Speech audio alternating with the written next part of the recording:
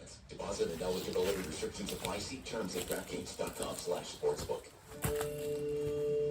Discover a hidden gem where everyone is welcome and everything is one of a kind. I'm Kim from Bennett's Gems and Jewelry in Belfast, where a world of beautiful gems awaits. We offer rare and desirable named tourmaline jewelry and custom gemstone pieces you wouldn't know.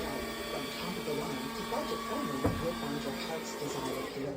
And kids are always welcome. We love their fresh enthusiasm and have seen multiple generations through our friendly store for 33 years. Come in and see why Bennett's is a coastal main favorite. At Bennett's Gems, you'll find your favorite tumbled stones, a variety of mineral specimens, great fossils like megalodon teeth, and an extra perfect gemstone gift, which really offers something special for everyone. So whether you're new in town or a frequent flyer, stop and see. Bennett's is open every day and so easy to find just over the bridge in Belfast next to Perry's Nut House. Just look for a famous pink dinosaur on Route 1 and prepare to be delighted.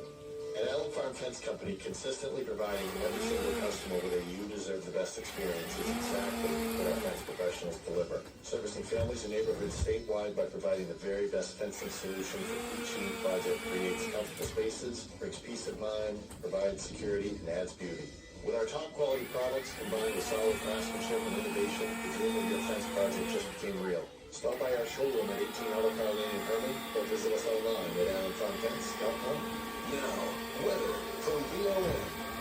From the Hammond Lumber Company weather desk, cloudy this afternoon, highs around 45. Tonight, partly cloudy, lows around 30. Look for sunshine on Thursday with highs near 50. We should start out with some sunshine Friday morning, then it will cloud up, highs around 50.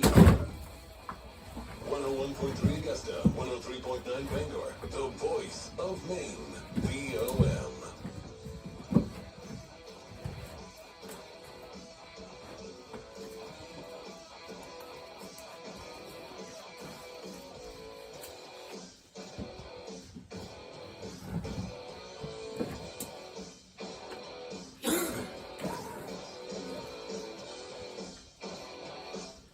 Wednesday, everybody's here. Clay Travis and Buck Sexton show gets started right now. Much to discuss. We have some updates on the Israel-Hamas war. The IDF has entered the largest hospital in Gaza, the Al-Shifa Hospital, because it has terrorists and terror tunnel networks underneath it. So we'll bring you updates on that as we can. Plus a massive march yesterday, almost 300,000 people was the estimate that I've seen. That happened in support of the Jewish people in condemnation of anti-Semitism. We shall discuss that. Had the FBI is down on Capitol Hill talking about threats to Homeland and DHS in Northus as well. So we get the FBI boss, the DHS boss, they're getting grilled. We bring you the most important moments from those exchanges. We talked to you yesterday about the just absolutely horrific of the 17-year-old death in Las Vegas. There have been 8 arrests now for murder. So we have an update for you on that. And so we'll talk to you about that later on in the program. Plus on the legal front, some updates on the Georgia and front, as well as the Michigan effort the effort in the state of Michigan to take funds off the ballot. We've got news stories on those fronts as well. But what's really making a lot of waves right now, taking us into the GOP primary here for a moment, Nikki Haley, whom we have invited on the show and are hoping to get on in the days ahead. Hopefully not weeks, but days ahead. We've asked her team for her to come on. We've got a lot of things to ask her. Might even keep her pretty separate. There's a bunch of areas to get to. But Clay, she made more news than I think she intended when she said that every person on social media should be verified by name. Why don't we do this soundbite? Play 16.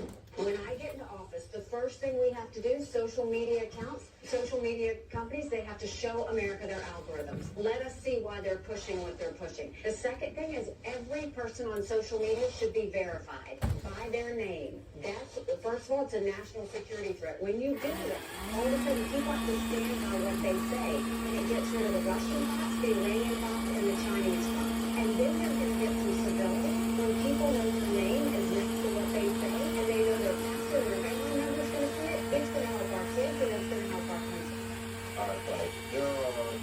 sides to that coin at a minimum, and there's a lot of backlash. We'll get to her walk back already, but what's your first reaction to this? Because this has been dominating the online discussion for about the last, 18 hours or so. So first, the online algorithms and being able to understand what's being pushed, I think makes a lot of sense.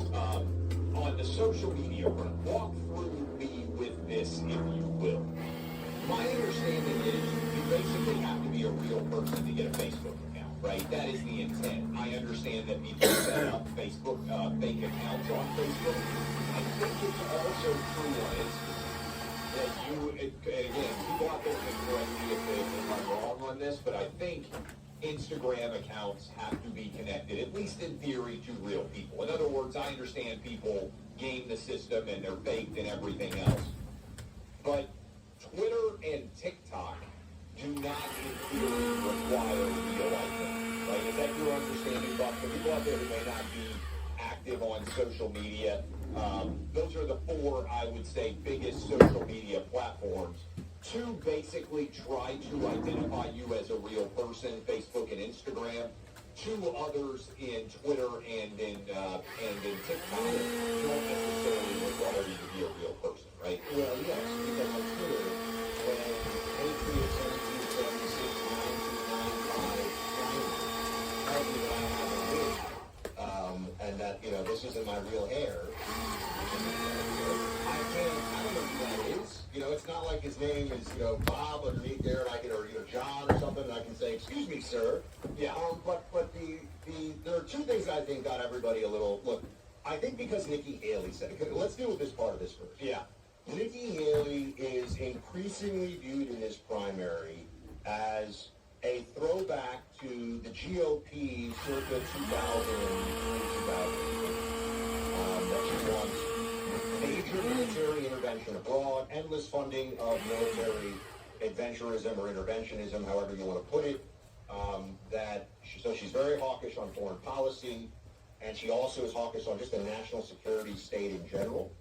And people on the right are concerned about this because they see, what happened in the long term in Iraq and Afghanistan.